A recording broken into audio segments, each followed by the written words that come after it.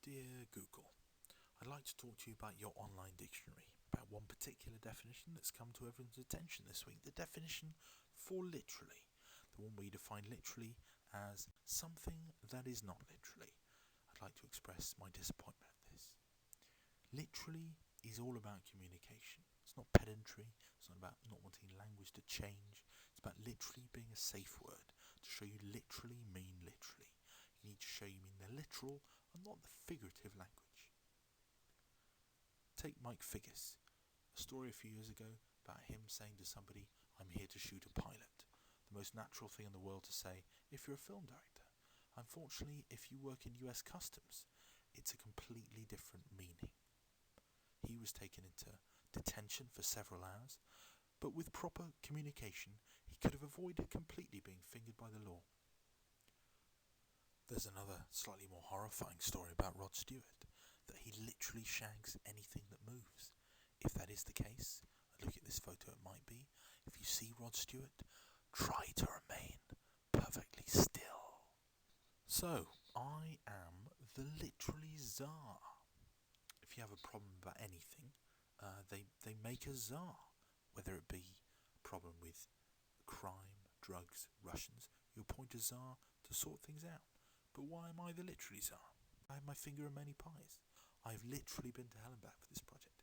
I am in a league of my own. But crucially, I'm the only person who has travelled from A to B, literally. When I did this, people said, "Paul, you've literally gone the extra mile." No, I hadn't. B is there. If I'd have gone the extra mile, I'd have been in the middle of a cornfield. There are a lot of people waiting for me in B. It would have been inappropriate. So when I would say, "I've literally gone from A to B," people would say, "So what? I do it every day, commuting from my underground lair to the Googleplex."